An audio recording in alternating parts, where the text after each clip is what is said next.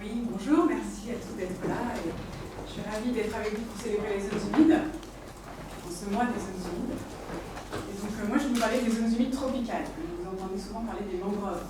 Les mangroves, on a l'impression qu'il n'y a que ça comme zone humide tropicale. En réalité, il n'y a pas que les mangroves. Donc je vais parler aussi des autres types de zones humides qu'on trouve dans les outre-mer français et dans les tropiques en général. Donc ça, c'est un petit poster qui a été fait par le secrétariat de la Convention de Ramsar à l'occasion de la Journée mondiale des zones humides. Et vous voyez que cette année, le thème retenu pour les Journées mondiales, c'est la biodiversité, puisque c'est une année où on célèbre particulièrement la biodiversité. Et donc ils ont fait ce poster pour vous montrer en quoi les zones humides sont importantes pour la biodiversité. Et ils ont bien rappelé aussi, je ne sais pas si c'est ça, ils ont bien rappelé aussi tous les services que produisent les zones humides. Et si vous regardez bien ce poster, vous voyez qu'en bas, là, il y a des arbres avec des grandes racines. J'imagine que vous savez ce que c'est. C'est les mangroves, bien sûr. Voilà, les palétuviers. Ça, c'est une espèce qui s'appelle Rhizophora. Ils sont très reconnaissables avec leurs grandes racines des chasses. Et Ramsar a aussi fait ce petit gif pour rappeler l'importance des mangroves et notamment leur service de protection côtière. C'est pour ça qu'ils sont plus connus. Et ça, comme vous l'avez vu dans le petit film qui a été diffusé en début de séance, c'est surtout depuis le tsunami de 2004 et 2014 qu'on a réalisé quelle était l'importance de ces mangroves pour la protection des habitats derrière. Mais évidemment, ils ne remplissent pas que ces services-là de protection côtière, ils remplissent comme toutes les autres humides, toutes les autres fonctions de filtrage et d'épuration des eaux, de stockage de CO2, c'est presque autant que les tourbières, pas souvent de tourbières pour stockage de CO2, mais les mangroves aussi, 2 à 5 fois plus que les forêts tropicales.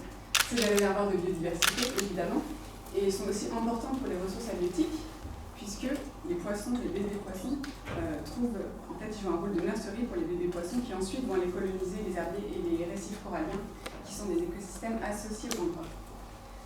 Donc juste pour rappel, les mangroves dans le monde, c'est un écosystème extrêmement important au niveau mondial. Il y en a sur 70% des côtes tropicales. Et on les trouve, vous voyez, un peu partout, sur toute la zone intertropicale. Alors, elles sont apparues il y a à peu près 66 millions d'années dans la zone malayo-polynésienne. Elles ont colonisé, donc depuis la zone malayo-polynésienne, toute la côte de l'Asie du Sud-Est et de l'Afrique. C'est au Kenya qu'on en trouve la plus grande surface, 41 000 km². Pour ensuite aller coloniser les Amériques et l'Afrique de l'Est. Donc ça, c'est la distribution, représentation un peu mieux spatialisée de la distribution des mangroves au niveau mondial. Et en France, on les trouve dans nos outre-mer tropicaux, et on en a donc une surface de 91 055 hectares, ça on le sait depuis 2016, puisqu'on a pu faire la première cartographie harmonisée des mangroves d'outre-mer qui n'existait pas avant. Avant, on avait une idée de ce qu'il y avait dans chaque outre-mer, mais on ne pouvait pas agréger en fait, ces chiffres parce que ça avait été fait avec des modalités différentes. C'était la première fois qu'on a pu savoir exactement la surface des mangroves. Et finalement, ça ne représente que 0,67% de la surface des mangroves au niveau mondial. Donc c'est assez peu. Mais ça ne veut pas dire que la France n'a pas un rôle important de protection des mangroves, parce que déjà, au sein de chaque territoire, c'est un écosystème important. Mais aussi, on est le seul pays à avoir des mangroves dans les 3 bassins océaniques, donc dans les 3 régions. Et donc, on a un grand nombre d'espèces représentées dans les outre-mer. Environ une trentaine sur 50 dans le monde entier. Mais quid des autres zones humides tropicales? Donc, les mangroves, on sait qu'on les protège. Le Conservatoire du littoral en a acquis une grande partie dans les départements dans lesquels il œuvre. On a aussi tout un tas d'autres zones humides qui intéressent le Conservatoire du littoral, mais pas que, dans nos outre-mer. Donc, on a des vasières. La vasière des Badamis, celle qui est en haut à gauche, à Mayotte. On a des prairies humides, là c'est la basse Mana, qui est également un terrain du Conservatoire du littoral en Guyane. En bas à gauche, c'est une ripiscite d'un cours d'eau en Guadeloupe. Et vous voyez, c'est une forêt marécageuse, je vais en parler après de cet écosystème. Et puis on a des tourbières aussi. Les tourbières tropicales, ça existe aussi, il n'y en a pas que dans les milieux tempérés. Je peux vous proposer de parler un peu plus fort, s'il vous plaît. Oui, d'accord. C'est pour les personnes qui sont... Oui, je vais peut-être me mettre comme ça du coup, parce que ça projettera aussi de ce côté. Alors ça, c'est un schéma qui représente tous les types de zones humides qu'on trouve dans les pays tropicaux, dans les outre-mer tropicaux. Donc vous voyez qu'il y a tous les types de zones humides qu'on trouve dans les milieux tempérés. On les retrouve dans les milieux tropicaux, quasiment tous, avec certains qui sont particulièrement spécifiques aux outre-mer, à part les mangroves. On a aussi donc, les forêts marécageuses et les submangroves, dont je vais parler après. Et on a aussi des prairies humides et des prairies halophiles, comme dans les milieux tempérés. Donc ça, c'est un petit schéma qu'on a fait parce qu'on vient de publier un guide juridique sur les zones humides tropicales des Outre-mer à destination des élus. Donc, malheureusement, ils sont partis, les élus, mais aussi des services instructeurs. Et juste pour revenir sur la définition des zones humides, donc dans les départements d'outre-mer, la définition c'est la même qu'au niveau national. Et donc les zones humides, elles sont définies avec les deux critères que vous connaissez peut-être, qui sont la présence de sols hydrophiles et la présence de plantes hygrophiles. Oui, sol Hydromorphes. Sol hydromorphes et plantes hygrophiles. Donc c'est exactement la même définition. Donc ça permet mais plus maintenant, depuis la loi. Depuis le août, oui. Depuis le août dont tu as parlé. Voilà, depuis le 30 oui, décembre. Les critères sont à nouveau alternatifs. Et ça s'applique aussi à l'outre-mer sans avoir besoin de. Non, c'est pareil, ça s'applique à l'outre-mer, c'est des départements, il dépend du droit national. Ça ne s'applique évidemment pas aux pays du Pacifique. Parce qu'eux, en revanche, ont leur propre code de l'environnement. Ah oui. Voilà. Donc cette définition, elle ne s'applique qu'aux Antilles, à la Guyane, à Mayotte, à la Réunion et aux îles Éparses. Elle ne s'applique pas en Polynésie, à Saint-Pierre-et-Miquelon, pardon, mais c'est pas tropical, c'est pour ça qu'on parle pas. Il y a des tourbières, elles ne sont pas tropicales. Voilà, elles ne sont pas tropicales. Là, je parle de musique tropicale. Donc tout ce qui est Calédonie, Wallis, Polynésie, c'est un autre code de l'environnement avec une autre définition des zones humides. Et justement, ils reprennent la définition internationale des zones humides dans ces territoires, qui est une définition un peu plus large puisqu'elle inclut en fait les eaux marines jusqu'à une profondeur de 6 mètres à marée basse. Ce qui fait que tous les sites Ramsar qui sont dans les Outre-mer, il n'y a pas que des mangroves, il y a tout type de zones humides et il y a par exemple le lagon de Mooréa, donc ça inclut les récifs coralliens. C'est pour ça qu'on parle parfois de récifs coralliens comme étant des zones humides. Mais c'est juste dans la définition internationale. Vous voyez donc il y a aussi des mangroves, et puis il y a les lagunes, il y a l'étang Saint-Paul de la Réunion, il y a la basse Manage dont j'avais parlé tout à l'heure, etc. Donc pour revenir sur ce petit schéma, je voudrais juste faire un zoom, et je ne vais pas être trop long, sur deux types d'écosystèmes qui sont méconnus et pourtant très importants et spécifiques aux tropiques. C'est les forêts marécageuses d'une part et les prairies halophytes d'autre part. Donc les forêts marécageuses, je ne sais pas si certains d'entre vous en ont entendu parler, mais c'était dans le dossier de presse de Ramsar, zones humides, cette année, parce que les autres années, vous avez parlé surtout de récifs coralliens, et cette année, pour les zones humides tropicales, on a pu mettre en avant ce type de zone humide parce que justement, il est méconnu et il est très menacé. Donc c'est dominé par le mangle médaille, on appelle le mangle médaille dans les Antilles, mais il s'appelle le Moutouchi marécage en Guyane. Et puis en Polynésie, on a un arbre qui ressemble beaucoup, qui est l'Inocarpus fagivert, que vous voyez là, qui crée aussi des forêts marécageuses et qui est très important dans la culture polynésienne. En fait, il a été importé par les premiers Polynésiens, donc les premières migrations polynésiennes, et c'est devenu un arbre culturellement important qu'on cultive, qu'on mange. D'ailleurs, c'est un châtaignier. Donc tout à l'heure, oui, on peut manger des châtaignes, et là-bas, ils ne mangent pas des marrons chauds, ils mangent du mapé, on appelle ça le mapé chaud, qu'on vend au bord de la route. C'est très bon, et voilà, donc tout ce qui est forêt marécageuse antillaise, c'est vraiment à l'état relictuel dans toutes les Antilles. Par exemple, à Puerto Rico, ils mettent beaucoup en valeur leur ptérocarpus. Et c'est en Guadeloupe qu'on en trouve le plus gros massif, presque 7500 hectares, puisque ce qui reste en Martinique, c'est vraiment très peu.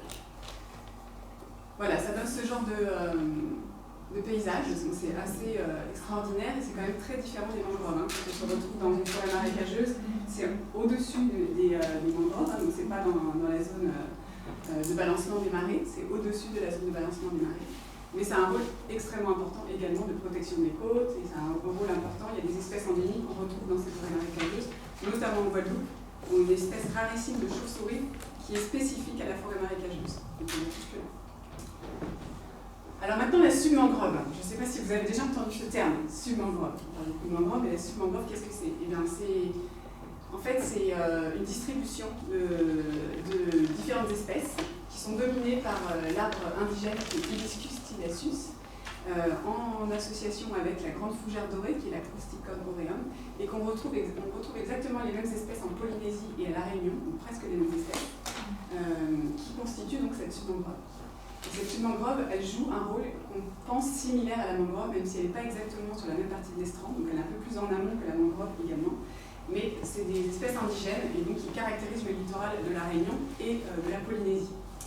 Donc à La Réunion, malheureusement, elles sont très menacées par les espèces exotiques envahissantes sur le littoral. Donc maintenant, c'est très difficile de trouver encore une submangrove quasiment intacte. Et en Polynésie, eh bien, c'est assez drôle, enfin drôle, je ne sais pas si on peut ça drôle, mais on peut dire que c'est quelque part, j'arrive pas à trouver le terme, mais c'est... Pardon ? Paradoxal, c'était le mot que je cherchais, merci beaucoup. C'est assez paradoxal puisque ces submangroves, elle est envahie par des palétuviers qui sont introduits en Polynésie. Les palétuviers, en fait, il y a une espèce qui a été introduite dans les années 30 en Polynésie, et qui s'étend, qui a été introduite sur l'île de Moorea, et qui s'étend sur toutes les îles de la société, donc c'est Bora Bora, c'est Raiatea, c'est Huaino, tous ces noms qui font un peu rêver, et qui maintenant sont en train de changer la composition du littoral de Polynésie française, enfin de ces îles de la société. Pour l'instant, elles n'ont pas été introduites dans les autres archipels. Voilà. Donc, je ne vais pas en parler plus longtemps parce que je ne vais pas trop m'étendre. Je vais aussi parler des prairies et des cocotiers tropicaux parce que justement, le palétuvier, il est aussi en train d'envahir les prairies à Paspalum vaginatum en Polynésie française, qui était aussi caractéristique du littoral. Et là, il y a un vrai envahissement. On n'est pas trop sûr sur la submangrove. On pense qu'il y a peut-être un envahissement, mais sur la prairie salée, ça c'est sûr qu'il y a un envahissement. Donc il y en a de moins en moins. Elles sont aussi extrêmement menacées par l'urbanisation. Et c'est la même chose à La Réunion, à Mayotte, etc. Et c'est vraiment des systèmes qui sont méconnus et qui sont mésestimés, parce que c'est vrai qu'on se concentre sur la mangrove dans les outre-mer, quand on parle de protection des zones humides, et que finalement on oublie toutes les autres zones humides qui sont néanmoins extrêmement importantes, comme ces prairies salées. Le pôle relais zone humide tropicale, donc juste deux mots, parce que le pôle relais zone humide tropicale, justement, essaye de faire mieux connaître ces zones humides autres que la mangrove. C'est un des 5 pôles relais, donc il y en a un sur les tourbières, il y en a un sur les marais atlantiques, il y en a un sur les lagunes méditerranéennes. Et il a été créé, c'est le dernier né qui a été créé en 2012 avec un soutien de tous ces acteurs-là, dont l'OFB. Il est porté donc, par nous, le comité français du l'UICN, et par le Conservatoire du littoral. Et donc l'idée, c'est comme les autres pôles relais, c'est de mettre en réseau tous les acteurs, les gestionnaires, les élus, les services instructeurs qui s'occupent de la préservation des zones humides, pour essayer de mieux préserver ces zones humides. Donc on a déterminé une vision qui est là, une mission aussi. Donc c'est vraiment un réseau d'acteurs entre les acteurs concernés par ces zones humides pour mieux les préserver. Donc on a fait différentes actions. Je vous ai parlé tout à l'heure d'un guide juridique qui vient d'être publié. Donc on va faire des formations sur le droit des zones humides, qui est différent dans chacun des territoires, comme je l'ai évoqué. Donc il est particulièrement complexe, hein. S'il y a des personnes dans les DA qui vont d'un territoire à l'autre, c'est un petit peu différent d'un territoire à l'autre, donc il faut qu'elles se mettent à jour sur la législation. On a aussi des visites virtuelles, donc on a mis en avant les mangroves mais aussi les mares de Guadeloupe et de Martinique. Donc celles-là, elles vont être prêtes à partir de mars-avril, et elles vont aussi être au Congrès mondial de la nature de Marseille en juin. On a fait un calendar, donc je vous ai distribué. On fait d'autres actions pédagogiques, notamment des zones humides éducatives, il y en a à La Réunion, il y en a en Guadeloupe. Et puis, on a lancé aussi récemment une application mobile qui s'appelle ROM. C'est le Réseau national d'observation et d'aide à la gestion des mangroves. Et je parle de ça, même si j'ai parlé des autres types de zones humides, parce que dans cette application, on a une fiche spécifique à la Polynésie française, où justement, on peut signaler des palétuviers qui sont en train d'envahir la submangrove ou en train d'envahir les prairies salées. Donc c'est ça l'intérêt de cette application. C'est d'avoir le signalement de perturbation en mangrove dans les outre-mer où les mangroves sont naturellement présentes, et la perturbation étant la mangrove, il y a une fiche séparée pour la Polynésie française. Il faut les arracher. Alors, les arracher, à Hawaï, où elle est aussi introduite, ils les arrachent systématiquement. En Polynésie, on n'a pas préconisé de les arracher systématiquement parce qu'elles ne posent pas un problème majeur en fait, pour l'instant pour la submangrove et pour la prairie salée ou un programme social. Alors, parfois, quand même, les habitants sont embêtés parce que c'est pas défriché. Donc, ils les défrichent. Donc, c'est pas interdit de les défricher. Mais ce n'est pas préconisé de mettre tout l'argent de la gestion des espèces exotiques envahissantes sur ces palétuviers. Parce qu'il y a des espèces envahissantes qui sont beaucoup plus problématiques en Polynésie, notamment, par exemple, le tunicide du Gabon, qui maintenant est en train de changer toute la composition des vallées des îles de la société. Comme le bois avancé. Oui, j'ai presque fini. Merci. Donc ça, c'était pour vous parler du programme de surveillance des palétuviers en Polynésie. Donc on a été en lien avec Théo Ranao, qui est la fédération des associations de protection de l'environnement, pour mettre en place ce programme qui nous a permis de cartographier pour la première fois les mangroves introduites de Polynésie française. Ça n'avait jamais été fait jusqu'à présent. Ça avait été fait par un institut de recherche qui s'appelle le CRIOL sur Montréal, mais jamais sur toutes les îles. Et on on a réalisé qu'en fait Montréal, c'était pas du tout là où il y en avait le plus, c'était à Raiatea et Ouainé, parce que c'était des baies très profondes,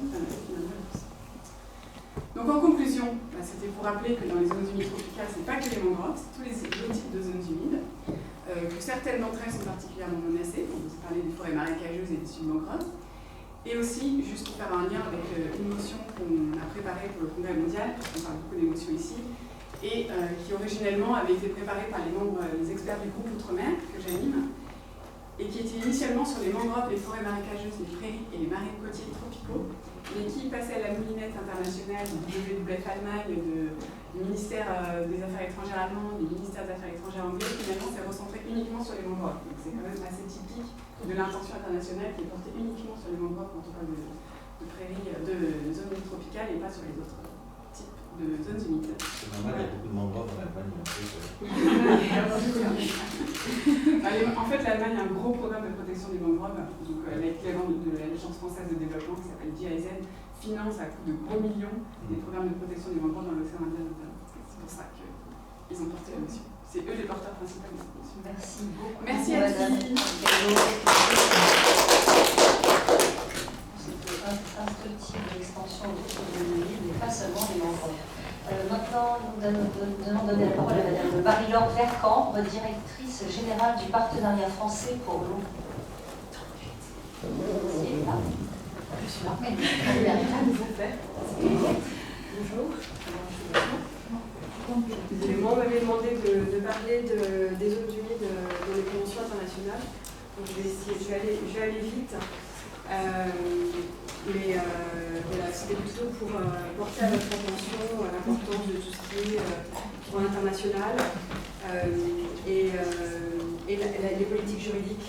Et ce qui peut être fait, est-ce que des ONG comme Wetlands International, par exemple, promeuvent pour essayer de resserrer le maillage juridique, justement. Voilà. Donc, évidemment, vous connaissez tous Ramsar, mais il y a des petites choses qui sont intéressantes à rappeler. D'abord, évidemment, tout à son honneur d'avoir été une des premières conventions environnementales. C'est la seule à se focaliser sur un écosystème particulier. Et elle est innovante, elle était innovante par son approche. Toutes les zones humides, je crois, vous trouverez, qui ont été mentionnées avant sont couvertes par Ramsar. Et voilà. Elle traite des eaux souterraines comme des éléments pertinents sur le changement climatique vis-à-vis des zones humides, de la réduction de la pauvreté. Enfin, elle traite de beaucoup de thèmes. Peut-être que vous en direz quelques mots après d'ailleurs. La particularité de Ramsar, c'est qu'elle n'est pas contraignante, contrairement à d'autres grandes conventions internationales, contrairement à la Convention des Nations Unies sur les conventions internationaux, d'autres conventions qui ont des COP et qui sont vraiment, certaines sont contraignantes. Ramsar n'en est pas, ce qui est dommage, enfin, en tout cas, parce que beaucoup, c'est peut-être un plus pour Ramsar, mais pour les zones humides en tout cas, nous on préconise des normes contraignantes, aussi ça peut être à côté, mais c'est important. Donc il y a un gros focus sur la coopération, sur les zones, elle préconise la gestion intégrée des ressources en eau, des zones de captage. Pour nous qui travaillons sur l'ensemble du cycle hydrologique, c'est une convention qui est extrêmement précieuse. Il y a un autre élément qui est important aussi, par exemple, et qui est assez typique, elle a été terminée et actée en 1971, mais un pays comme la France ne l'a ratifiée qu'en 1986. C'est bien, on l'a ratifiée, mais si je devais faire un parallèle avec d'autres grandes conventions internationales sur l'eau douce notamment, mais finalement ce sont des conventions qui sont contraignantes, ces conventions qui sont peu ratifiées en fait, qui sont très ratifiées dans des zones comme l'Union européenne, dans d'autres zones, par exemple, comme l'Afrique de l'Ouest, en bref, dans des régions dans lesquelles il y a une forte intégration régionale. Mais finalement, vous le savez, les grandes conventions environnementales internationales sont, quand elles sont contraignantes, et quand elles portent sur des grands territoires ou des ressources aussi cruciales que les ressources en eau, elles sont plus ratifiées. Et ça reste donc, c'est un des points que je voudrais que vous reteniez peut-être de ces quelques slides, il n'y a que 5 slides sur ces conventions internationales, c'est qu'il faut probablement dans vos écrits les encourager souligner l'importance de ce qu'on appelle les politiques juridiques. Peut-être une phrase pour rappeler les différences entre une convention signée et une convention ratifiée. Alors, normalement, un État n'est vraiment redevable qu'à partir du moment qu'elle est ratifiée. Signer, ça peut être une étape, c'est un engagement officiel de l'État. La ratification, ça passe par le Parlement en fait. Donc il y a un processus. Mais bien souvent, je connais particulièrement la Convention des Nations Unies sur les pouvoirs internationaux, il y a des États qui l'ont signé, qui n'ont jamais ratifié. Pourquoi? Parce que la signature se fait souvent par l'exécutif, donc c'est très bien, c'est à ce moment-là, et puis après, en fait, on change complètement pour des raisons ou une autre, et la ratification passe à la trappe. Donc voilà, donc les autres grandes conventions qui traitent aussi des zones humides, mais en fait par touche, et ça sera aussi l'autre point, un autre point peut-être dont vous pourrez vous souvenir, c'est que évidemment les zones humides, c'est un sujet extrêmement transversal. Il y a l'eau, il y a la biodiversité, il y a tous les thèmes qu'on a déjà abordés avant, et du coup il y a une fragmentation, un risque de fragmentation juridique. Sur tout ce qui peut être dit au niveau international, au niveau régional, au niveau des directives européennes. Les directives européennes sont assez cohérentes, mais voilà, c'est un peu un havre de paix entre guillemets pour tout ce qui est juridique. Donc vous avez ces deux grandes conventions, mais là aussi je voudrais souligner à quel point elles ont été entre guillemets peu ratifiées. Donc c'est dire que finalement ce qui est contraignant dans la convention de la CE-ONU ou bien la Convention des Nations Unies sur les pouvoirs internationaux. Là, on est à peu près à 55 États partis pour la première, qui a été amendée il y a quelques années pour s'ouvrir à des pays qui sortent de la zone CE-ONU. Vous savez, la CE-ONU, c'est la Commission économique européenne, ou européenne économique. C'est une des grandes zones des Nations Unies, en fait. Donc là, on est dans une zone pan-européenne, avec des pays d'ex-URSS. Ça va au-delà de l'Union européenne. Mais c'était pas l'européen, on va dire, avec l'Asie centrale aussi. Et en fait, aujourd'hui, elle a été amendée pour pouvoir s'ouvrir à d'autres pays, mais on n'est qu'à 50 pays. Et elle est contraignante. Et elle exige des États partis qu'ils adoptent des organismes de bassin avec une gestion, etc. C'est assez poussé. Ce qui explique aussi pourquoi certains États sont frileux. La Convention des Nations Unies sur les pouvoirs internationaux, elle a été ratifiée par 36 pays. Il y a les articles relatifs aux droits des aquifères transfrontières. Donc là, on est dans le domaine de l'international parce que c'est sur les zones transfrontalières. Vous avez bien compris, donc c'est des grands principes de gestion, de coopération d'États quand ils partagent ces zones ou ces cours d'eau ou ces nappes, en fait. C'est pour ça qu'elles sont internationales. Là, bon, de toute façon, il n'y a rien à ratifier, c'est pas une convention. Voilà. Et puis voilà, les conventions, elles ont été rédigées à une certaine époque, c'est insuffisant. C'est insuffisant. Après ça, je vous avais fait une slide sur d'autres instruments régionaux, donc la Convention de Barcelone, un protocole, et puis il y a tout l'attirail européen que vous connaissez certainement, et puis la directive cadre eau, la directive sur les eaux souterraines et la directive habitat. Donc voilà, là aussi, c'est éclaté. Je vais rester là sur cette slide-là pour juste partager quelques impressions avec vous. Donc voilà, on voulait aujourd'hui être représenté par une juriste qui fait partie de nos membres, qui aurait pu peut-être rentrer dans plus de détails, mais juste dans la partie, ce n'est pas forcément nécessaire. On est très court là. Et donc, simplement pour dire que partager donc, certaines impressions j'ai pas mentionné la CBD, j'ai pas mentionné d'autres grandes conventions internationales, mais je voulais souligner l'importance de ces instruments que certains disent moribond, que certains, on sait qu'il y a la CNUC aussi bien sûr, dont des États se retirent. Et justement, il faut souligner l'importance de ces conventions internationales. La France fait partie des pays qui ont une attitude très pro-juridique et c'est notre opinion et celle de nombreuses ONG que c'est très important. Il y a beaucoup d'ONG qui poussent pour ça, Wetlands bien sûr, le WWF aussi et d'autres. Ce qui manquerait peut-être, ce qui pourrait être complémentaire avec Ramsar notamment, c'est peut-être pas imaginer amender les conventions, c'est très compliqué, ça prend des décennies, il y a des protocoles régionaux qui peuvent être adoptés, certes, mais un nouveau protocole, ça prend beaucoup de temps aussi. Mais peut-être des lignes directrices, spécifiques, peut-être qui pourraient être complémentaires à ce qu'il y a du côté de Ramsar, négocier aux Nations Unies, quelque chose qui donnerait, qui permettrait de mettre à jour tout ce qui existe et de faire la synthèse et des bonnes pratiques, parce que, une fois de plus, on est quand même 50 ans plus tard par rapport à 1971. C'est pour ça qu'il y a beaucoup de conventions, beaucoup d'instruments juridiques qui ne parlent pas assez de la préservation environnementale, mais aussi qui ne pouvaient pas non plus capturer toutes les mesures, les solutions fournies sur la nature, et tout ce que vous avez évoqué notamment, qui serait extrêmement précieux pour pouvoir être utilisé pour leur préservation. Voilà.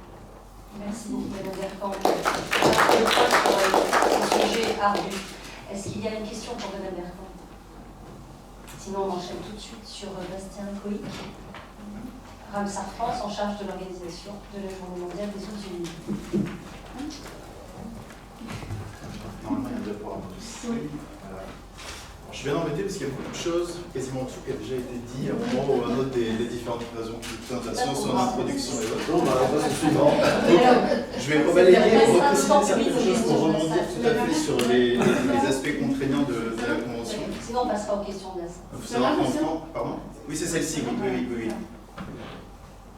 Donc c'était vous présenter un petit peu la convention de Ramsar, mais plutôt au niveau national. Au niveau français, on était vraiment sur l'approche internationale. Là, c'est vraiment la présentation du réseau. Donc je rebalaye quelques points sur l'aspect international, que je vais passer très vite. À chaque fois, j'ai illustré avec des sites Ramsar français. Donc là, vous avez une vue de la baie de Somme.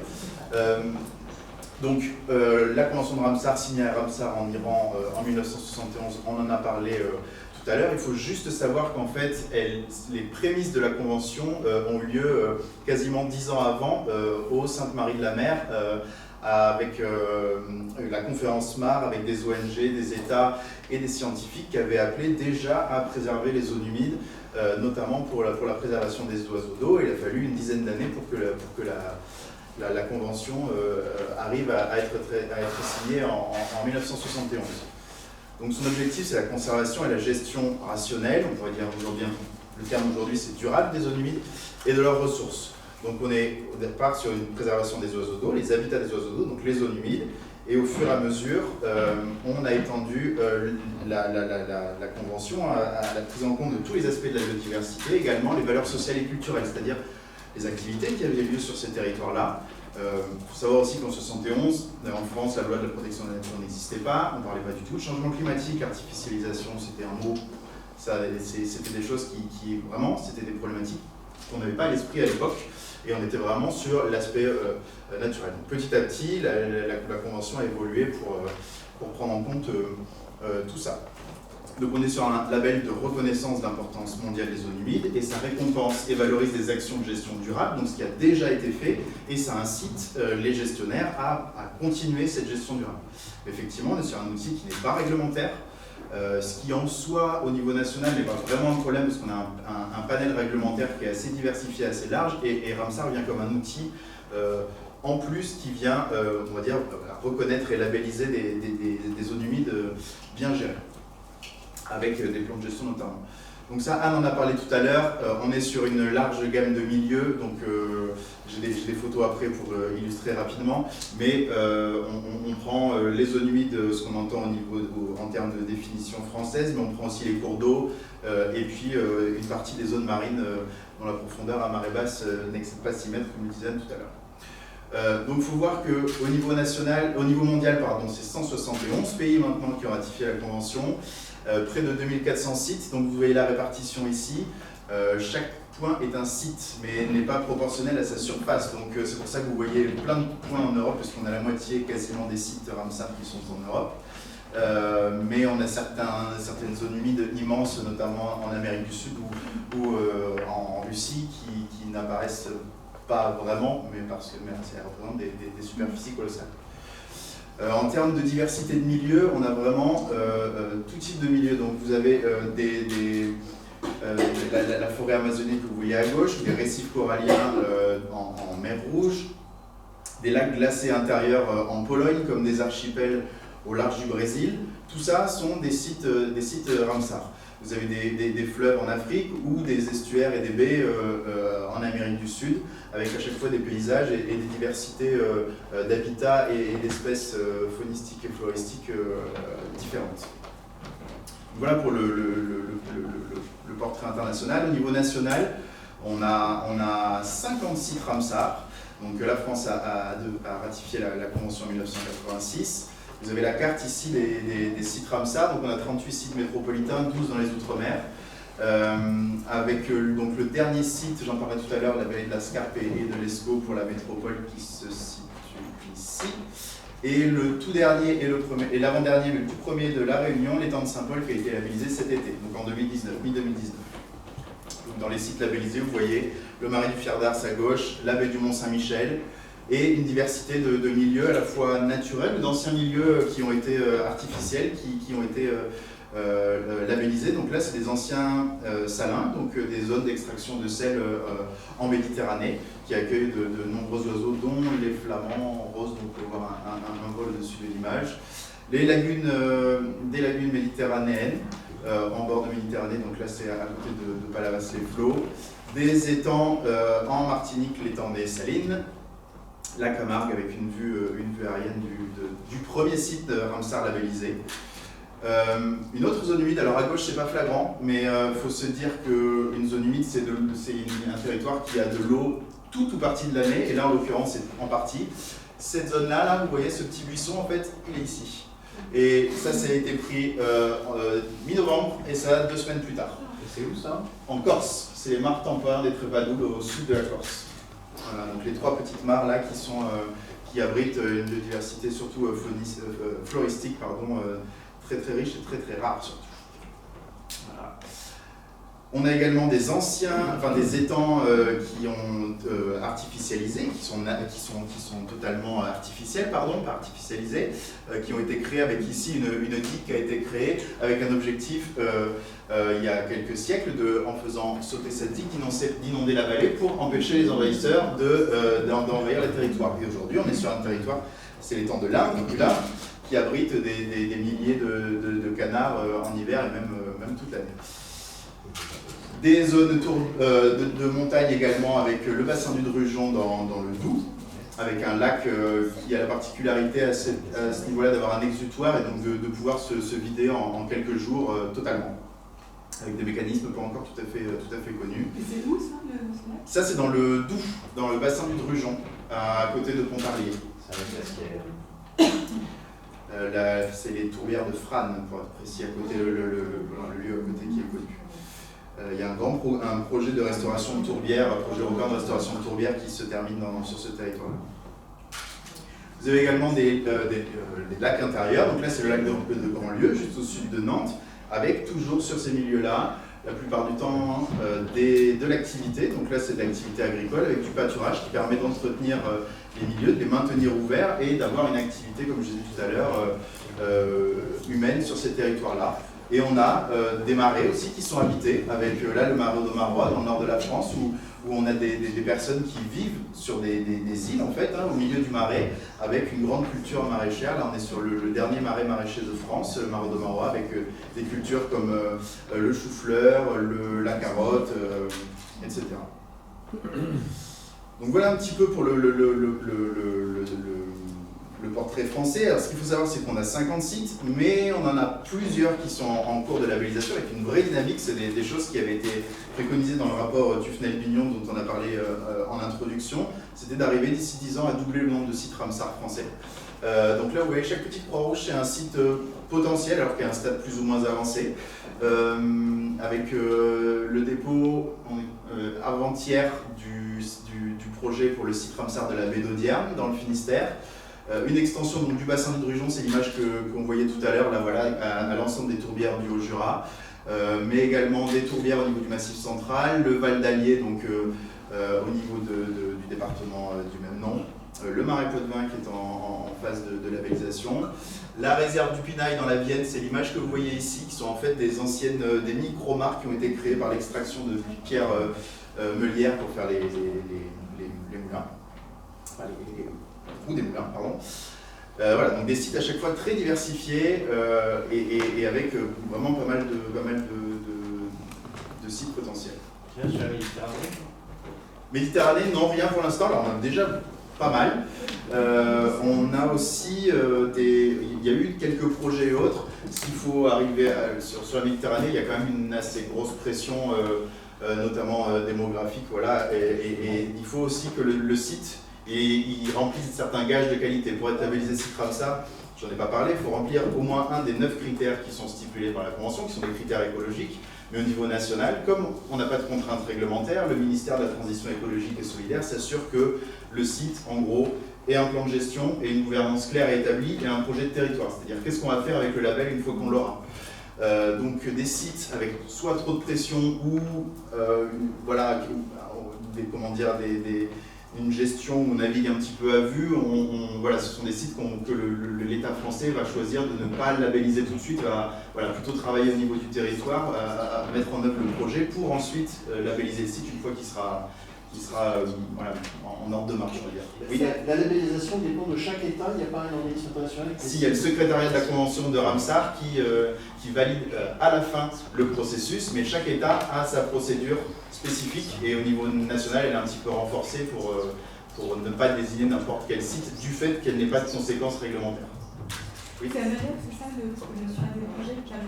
Oui, c'est la mangrove de Chirongi qui fait l'objet d'un life outre-mer et c'est notamment avec un enjeu de protection du crabier blanc qui est un oiseau qui mange des crabes.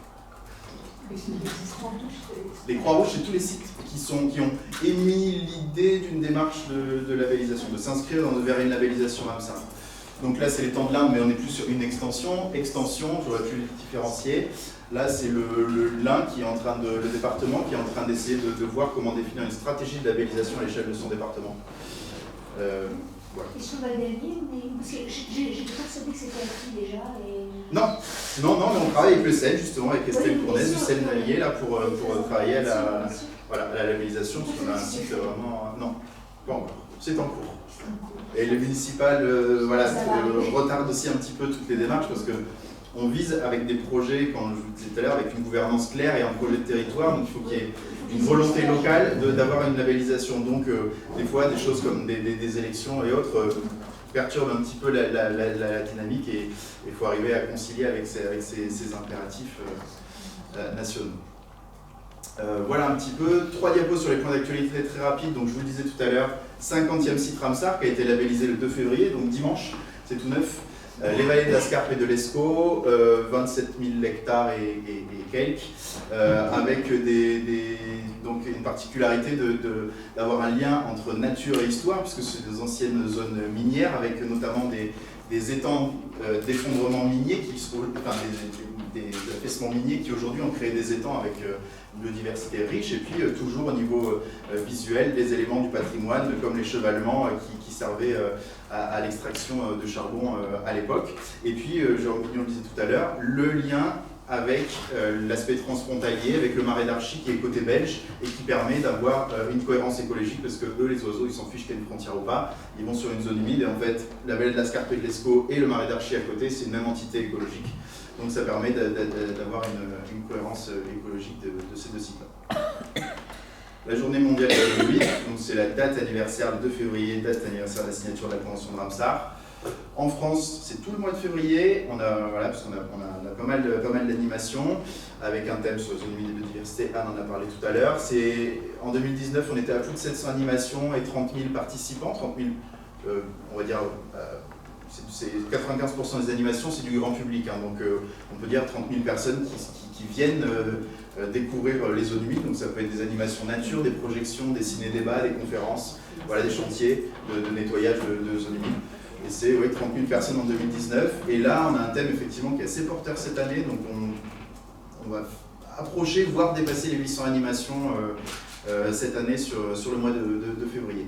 Si ça vous intéresse, on en a parlé tout à l'heure, et j'ai quelques exemplaires du dossier de presse qui reprend des éléments de langage sur zones humides et biodiversité. Il est également disponible en ligne si vous voulez. Je passe là-dessus, parce qu'on en a parlé tout à l'heure, sur les différents services rendus par les zones humides, mais il faut avoir les idées, vraiment le rôle d'éponge des zones humides pour limiter les inondations en hiver, permettre de limiter les sécheresses en été avec le soutien au débit d'étiage, le rôle de rein qui va clarifier et filtrer l'eau, le stockage du carbone existant et depuis des années pour limiter le changement climatique, et puis l'aspect biodiversité quand même. Les gens vont aussi se promener dans les zones humides pour regarder, pour observer des oiseaux, des insectes, des mammifères et de la flore agréable à regarder. Dernier point sur les deux motions, donc c'est des motions qui au départ ont été prises en assemblée générale de l'association et qu'on a souhaité faire dépasser ce cadre-là juste associatif. Donc, on n'est pas sur des motions qui vont être présentées au Congrès mondial de l'UICN, c'est des motions qui, parce que les délais n'étaient pas les mêmes, qui ont une vocation plutôt nationale, mais qu'on a voulu faire signer par différentes têtes de réseau d'espaces protégés. Donc vous avez l'ensemble des pôles relais zones humides, les grandes têtes de réseau, donc la Fédération des conservatoires, les parcs naturels régionaux, la LPO, le Rivage de France, les réserves, le réseau des grands sites, la Tour du Valais, le Comité français de l'UICN, l'Association nationale des élus de bassin. L'idée, c'est d'avoir une motion sur l'inventaire et la préservation des tourbières, en expliquant que les tourbières stockent depuis des dizaines de milliers d'années du carbone et que du coup le stock existant dans ces tourbières est énorme, et que ne pas préserver les tourbières, c'est avoir du relargage de carbone en grande quantité, et donc il y a nécessité de préserver ces tourbières. Le problème, c'est qu'on ne connaît pas l'inventaire et l'état de conservation de ces tourbières-là. Donc en ayant cet inventaire et cet état de conservation, ça permettait de cibler en fait les endroits où préserver les tourbières, de prioriser un petit peu la préservation et donc d'éviter que le stock de carbone soit relargué dans l'atmosphère.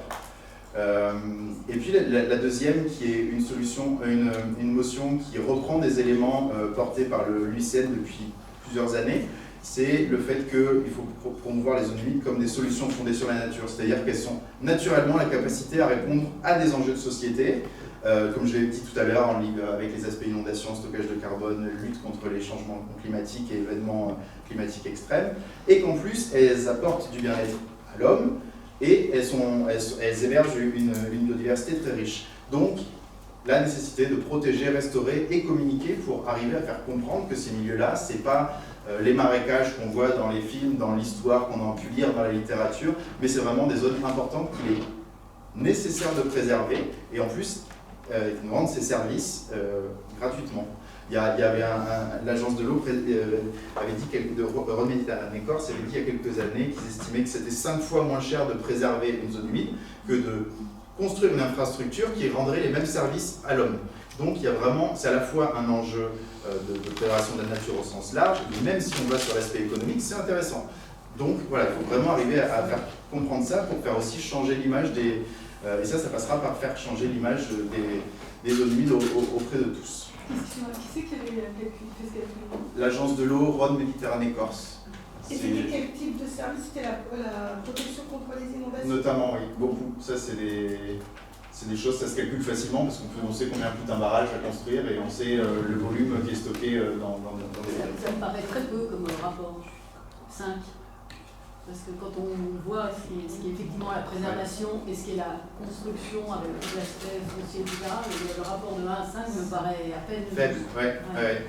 Et c'est le chiffre bas, mais il y a eu des estimations de la monétarisation de certaines zones humides et les fourchettes sont très très vastes. On dit que c'est entre 1100 et 4600 euros par hectare et par an de services rendus naturellement par la zone humide. Vous voyez, c'est un delta de 1 à 4, donc on arrive encore difficilement à quantifier ça précisément parce que justement il y a aussi le service rendu de l'aménité paysagère, le plaisir d'aller se promener dans les territoires, d'avoir de la nature à côté de chez soi. Ça, c'est vraiment des choses qui sont difficiles à quantifier.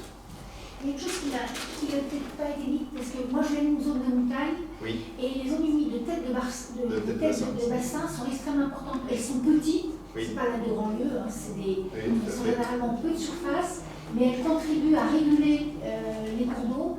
Et c'est extrêmement important, alors que par contre on met des algues à une vitesse... Mais c'est ça, elles sont petites, pas forcément connues, on parlait d'inventaire tout à l'heure, elles ne sont pas forcément connues, pas reconnues, et pourtant en fait, elles sont surnommées les châteaux d'eau de la France, parce qu'en fait elles stockent toute l'eau par-delà. Voilà. Et elles jouent un rôle considérable, qui n'est pas souvent dit.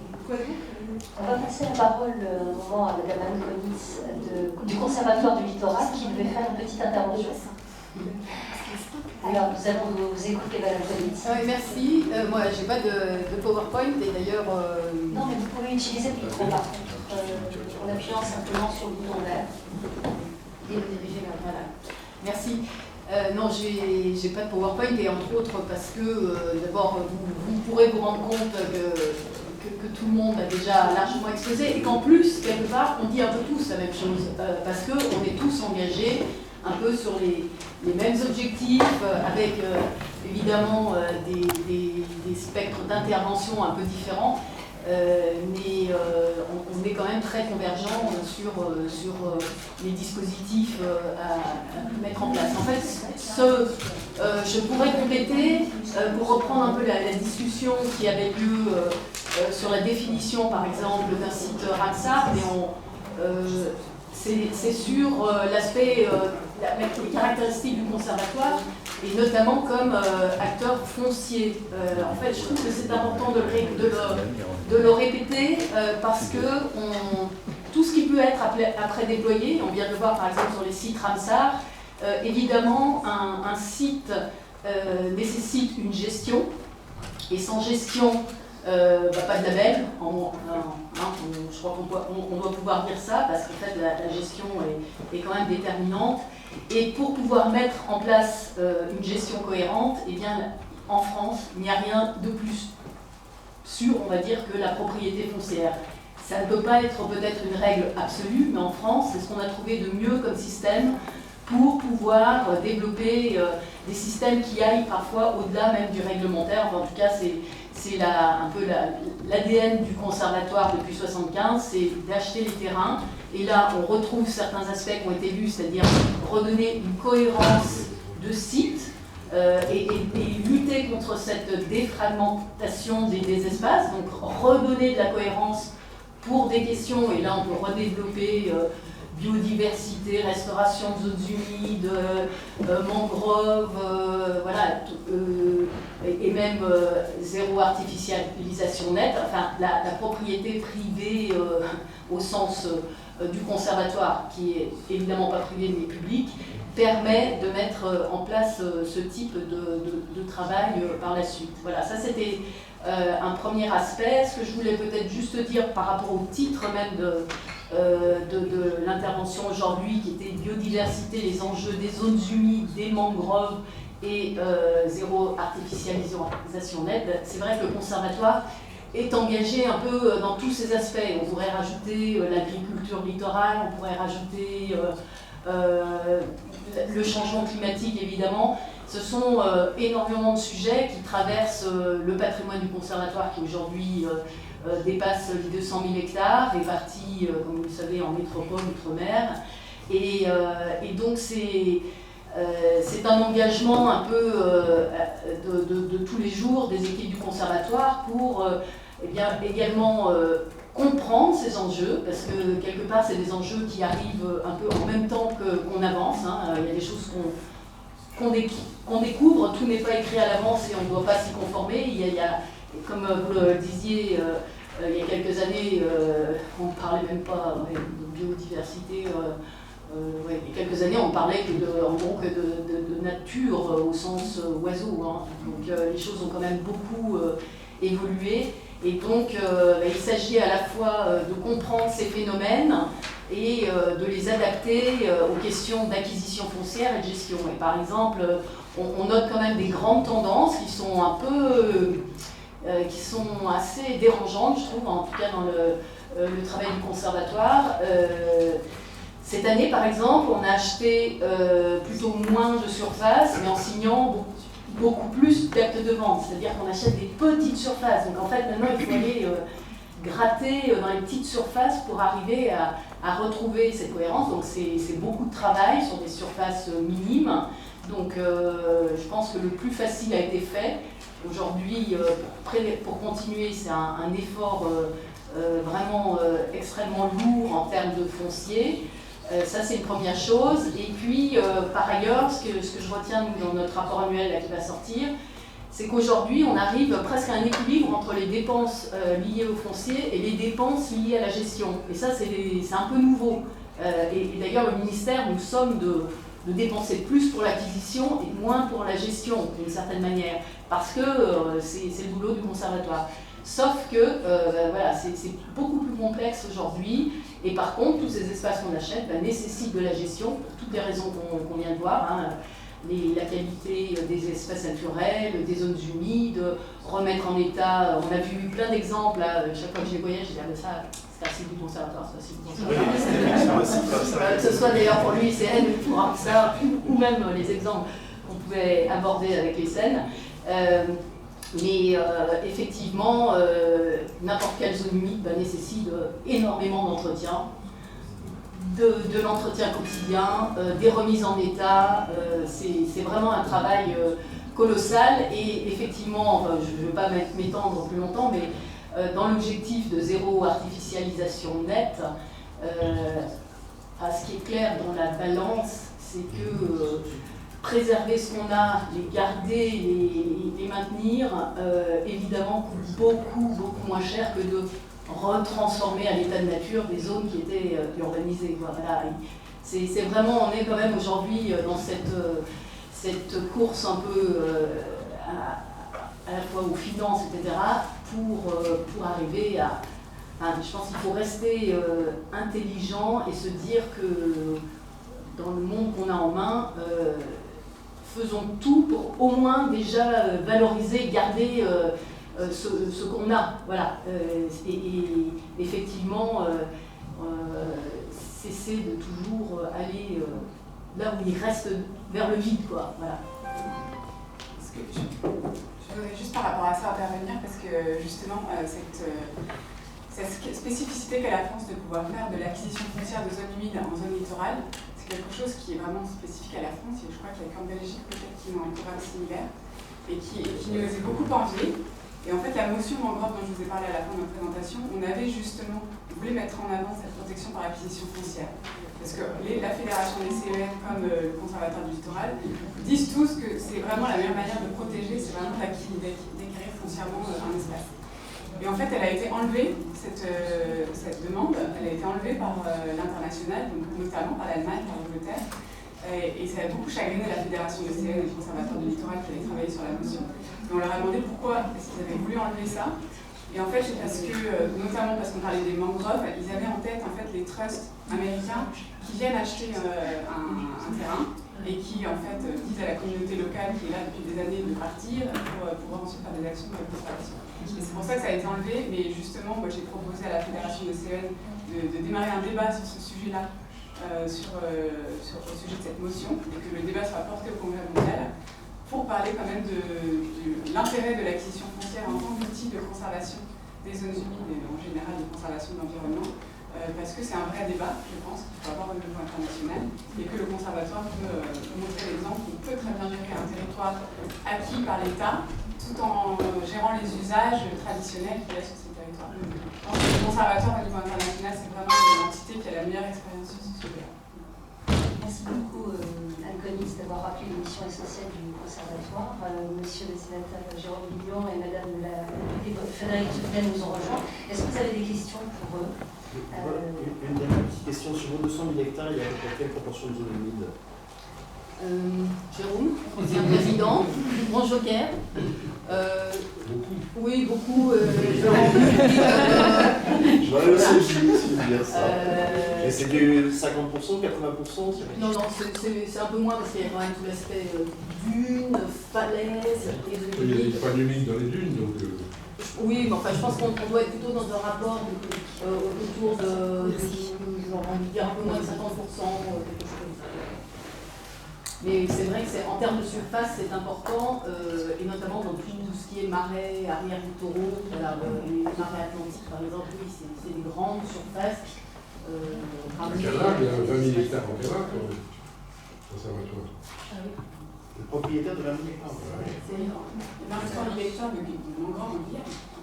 Non, il y a... Et qui sont de plus en plus humides parce que, comme c'était exploité par les salins. Non, mais quand c'était exploité par les salins, c'était protégé parce qu'ils avaient besoin de mettre des digues pour qu'il y ait contenir l'eau et que ça s'évapore. Alors que quand le conservatoire est arrivé, il a ouvert. Et donc on a rendu à la nature, et c'est vraiment intéressant à voir. On y est allé, malheureusement Frédéric n'avait pas pu venir avec nous. Quand on a fait la... Ah ouais, le lieu, mais vraiment, j'ai aimé, j'ai adoré. Mais je m'en souviens d'autant mieux que c'était quand j'étais président, on les a achetés, c'était une affaire Borloo, mais c'était pour nous, enfin moi j'avais trouvé que c'était fantastique d'acheter c'était une opportunité extraordinaire. Qu'est-ce que c'est beau là, la restitution dans la nature, on voit les vagues qui recréent des courants, ça revit, alors que ça a eu sa pertinence, le sel. Ça l'a probablement encore dans une certaine mesure, mais moins probablement qu'à l'époque, il y a comme une neige plus, on sale plus les routes. On les sale moins. Des questions? Est-ce que quelqu'un a des questions? Est-ce que vous préférez recontacter les intervenants pour compléter? Sinon, nous allons pouvoir conclure. Et remercier beaucoup, Monsieur le Sénateur, pour son accueil.